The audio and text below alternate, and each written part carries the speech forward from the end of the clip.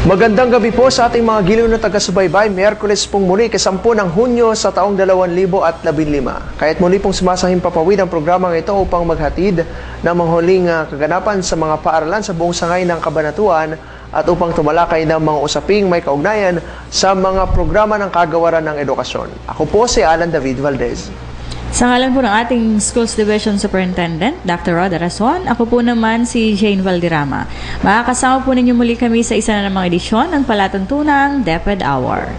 Sa ating panel discussion segment ay panauhin po natin ang tatlong bagong talagang school administrator sa Antas Elementarya. Makikipagtalastasan po tayo sa kanila upang malaman natin at ang career path po na kanilang tinalunton na humantong nga po sa kanilang pagkakatalaga bilang mga school heads.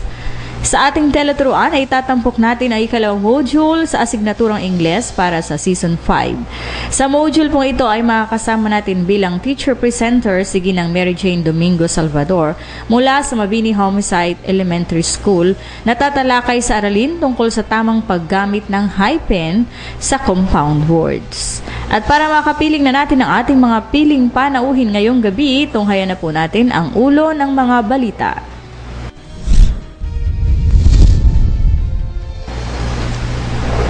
Bagong public-private partnership building sa Sumakab Elementary School, pinaabondo na ng bagong punong guro. Mga bitak sa bagong gusali patuloy sa pagdami at paglaki.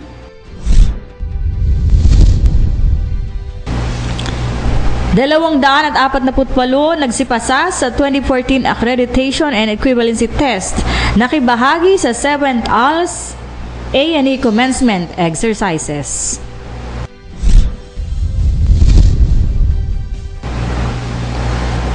City Health Office nagsagawa sa Science High School ng Panayam tungkol sa kahalagahan ng bakuna.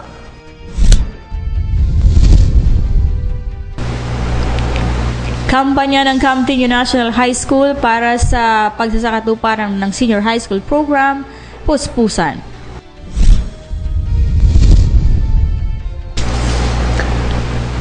Dating mag-aaral ng Camtinio Elementary School maghahandog ng covered court pathway. Para po sa ating mga balita, tuluyan ng ipinaabandona ng bagong principal ng Sumakab Elementary School na si Dr. Carlos Celestino ang bagong public-private partnership building sa naturang paaralan nitong nakaraang linggo nang magsimula ang pasukan. Ang hindi na paggamit sa 2-story 4-classroom building ay sanhi ng patuloy na paglaki at pagdami ng mga bitak sa gusali bunsod ng pagmemenos sa materyales ng mga contractors. Matatandang ipinahinto sa contractor na Megawide Construction Corporation ng dating principal ng paaralan na si Ginang Elsa Mapanaw ang pagpapatayo ng PPP building dahil hindi sinunod ang specification sa program of work ng gusali. Subalit noong malipat si Ginang Mapanaw at siya ay pinalitan ni Ginang Raquel Wong bilang punong guro ng paaralan, ay naituloy ang construction sa pamamagitan ng subcontractor na kinilala lamang na isang Villacoba. Natapos ang pagtatayo ng gusali nitong nakaraang taon sa termino ni Wong sa kabila ng pagtutol ng mga opisyalis ng barangay at pamunuan ng PTA na nooy nakasubaybay sa paggawain. At kasunod nito ang pagpirma ni Wong sa Certificate of Acceptance na inilatag sa kanya ng subcontractor na si Villacoba na di umano'y nakatira lamang sa katabing barangay na San Josef.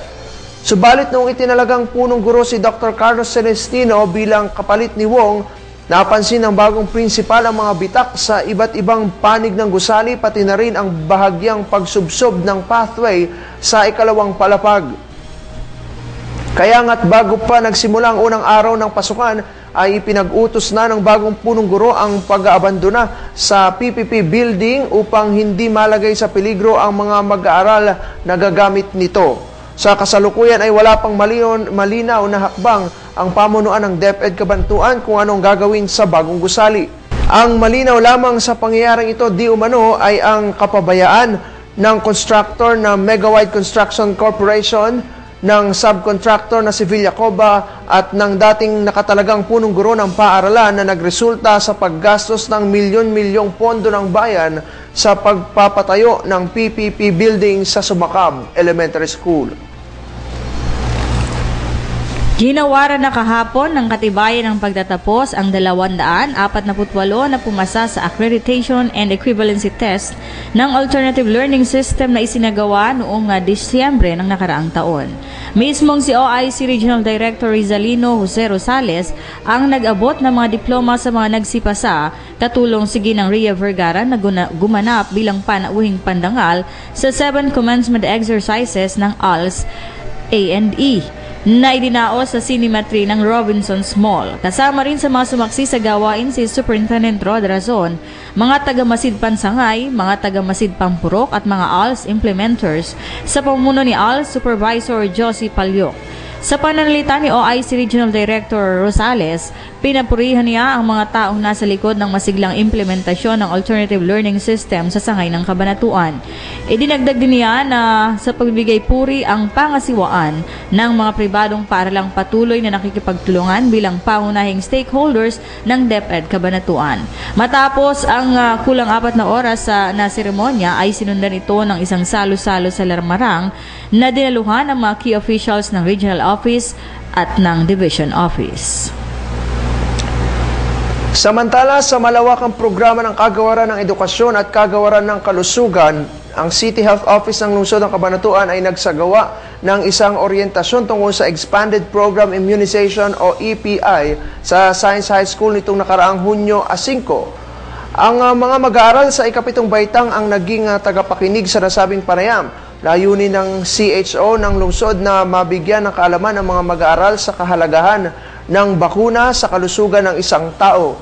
Naging panauhing tagapagsalita sa nasabing panayam si Ginang Jasmine Duwatin, Nurse Supervisor, at Mrs. Rochelle Manuel na siyang EPI Coordinator, na kung saan inilahad nila ang iba't ibang uri ng bakuna at ang magiging dulot nito sa kalusugan ng tao. Binigyang diin din na ang isang tao na may bakuna o may bakuna na ay maaari pa ring magpabakuna.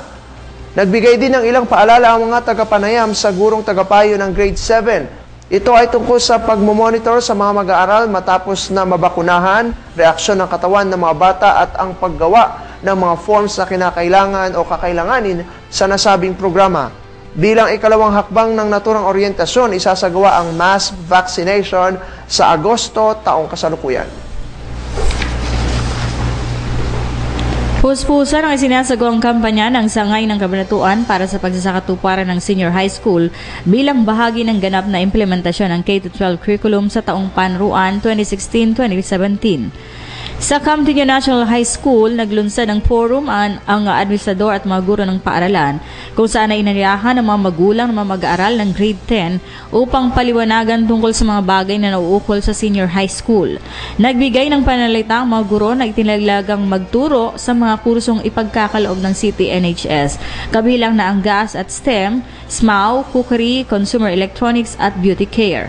Ipinaliwanag ni Dr. Mary Jane Pascual Santos ang kahandaan ng City NHS para sa pagtanggap at pagtuturo sa mga mag-aaral na papasok sa nais nilang kurso na ipinagkakaloob ng paaralan para sa susunod na taong panuruan. Samantala, dumating din sa isinagawang programa ang mga kinatawan ng Sangay ng Kabanatuan sa panguna ni Chief on School Governance and Operations Division Dr. Wilfredo Sison upang sagutin ang mga katanungan at mga alalahanin ng mga magulang hinggil sa K-12 curriculum.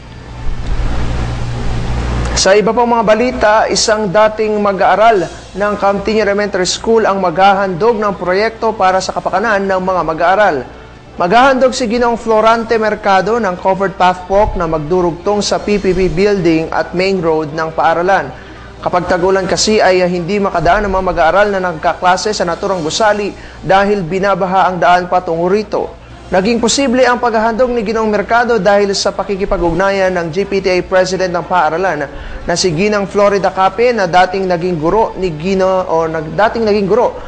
Ginoong Mercado sa Camtinio Elementary School.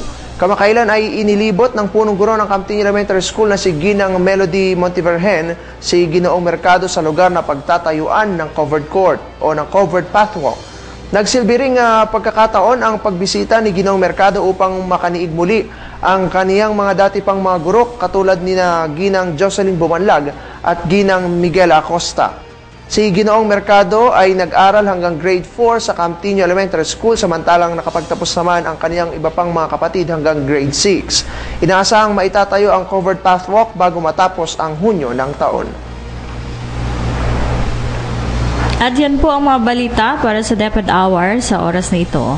Magbabalik po makalipas ang ilang paalala.